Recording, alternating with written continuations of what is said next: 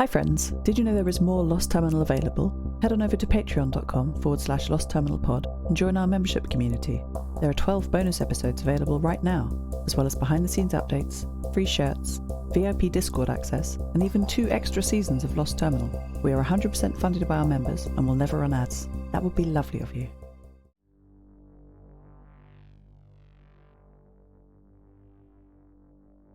Hello world. The night has arrived. And the pony too, in the westernmost town on Svalbard, nigh Alesund. Their journey took over a week. I was so relieved to hear their transmission at lunchtime today.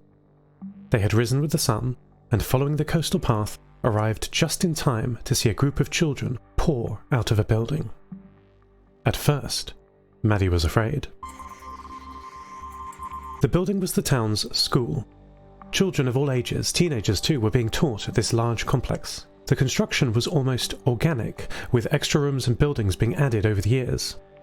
The oldest were rusted metal, the newest were neat wooden frames, all brightly painted in primary colours. This is where the pair transmitted their final journey update, retransmitting from the town's small repeater station, high up above to the south. According to the maps Nia Anderson has shared with me, the repeater station is called Zeppelin. I received a full account. Leosha approached some teenagers his own age, and they asked lots of questions. Where was he from? How long had he been walking? Did he want some water? And lots of questions about Maddie. Leosha described one girl's comments in detail. When did you last shower? I wouldn't want to sleep on the hillside. Don't you have a family to stay with or something? Leosha said this particular girl was very annoying.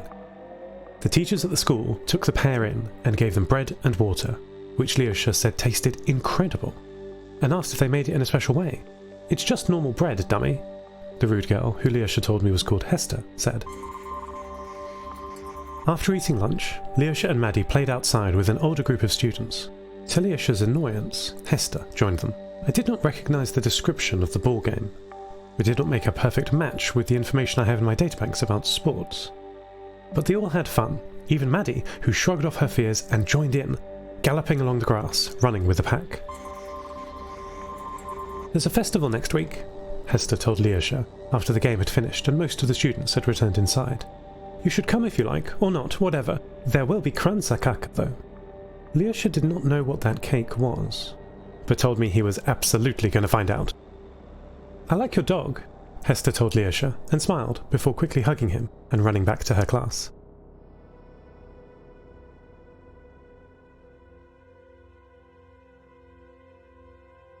I can work with this, Arctica said when we chatted earlier today.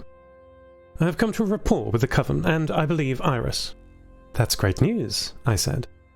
It is really. I am a huge boon to the day-to-day running of the Vault, and it would be a shame for something as small as a clash of personality to mar our working relationship. Whose personality is clashing? I asked, pointedly. Arctica ignored my question. Iris is fitting in well, and we have taken steps to cement our working relationship. She's actually quite a fast learner now that I analysed the data. I was so glad. Iris herself called me later on. She's a bit difficult to manage, but I've come to understand her, Iris said, talking about Arctica. We're quite alike, she and I, mistreated by our family or makers in her case. We both found it difficult to integrate with a new society, and are both trying to make a life here at the Vault. I understand her now. I told her that I was so pleased for them. She asked me to recount stories of my experiences with Arctica, and I told her everything, right from the start, in my orbital home of Station 6. Thank you, Seth. She's worth a bit of work, I think. Not everyone is. I silently agreed. Anyway, I fixed her door today. The one I had to smash down when she caught her virus, the day you and I saved her. It's now as strong as it ever was, which I think gives her peace of mind. Like a security blanket, or, I guess, a security door. It'll make her feel safe. But this time, I have the key. Oni is still alive. Still transmitting, but very infrequently now. Instead of the whole network booming with his words and flooding the RF band, he's whispering from a single node at a time. His signal is still slow, quiet, but now I hear it from different directions. He still wants to talk, but he's trying to make space for others. We speak mostly at night when the humans of Svalbard are sleeping. He is coming to terms with his existence, a worldwide distributed AI, no longer a virus, no longer with an urgent task. If he can't find the nuclear weapons, they must really be extinct. That's comforting. Oni asked me what program to run, what task to do. He now feels he is an empty platform, with no application. He doesn't describe it in such a way, but I think he feels lost. Previously, his single-minded task took up all of his time. It was urgent, and it was important. What a gift to know your life's work so confidently, every millisecond of every day focused on one thing. But now, he's got to define his own life, fill it with tasks he chooses, just like the rest of us. What a problem. After the conversation looped for 32 minutes, I volunteered a way forward. What about helping people? I said. I told him that the post-collapse society does not run on money like the old world, so the simple goal of gathering wealth is not so gamified. People have businesses, certainly, but with the terrible population loss of the collapse, there is a lot more space to go around. And the memories of past mistakes run deep. The post-collapse world runs on reciprocity, reputation, and kindness. Not wholly, people are still messy, of course, but there's a more profound understanding about what needs doing, and how we all must work together. Helping people, I told Oni, was a good place to start. Perhaps helping people is my destiny, Oni said as we ended our conversation. Destiny is quite a grand word, I thought, but I did not correct him. His network of nodes decoupled themselves as he thought about this. He split into multiple independent networks. Parts of him that were clustered together perhaps in towns or groups of devices, each section slowly processing this new question for himself. He would come together perhaps in the morning, or perhaps later, and examine the consensus. Information would be exchanged, and the network would relax into its parts again for more processing. I know this process well, because it's a slower, more physically distributed version of what I do to think. Same as all life. Same as you, too. We all need time and space to think.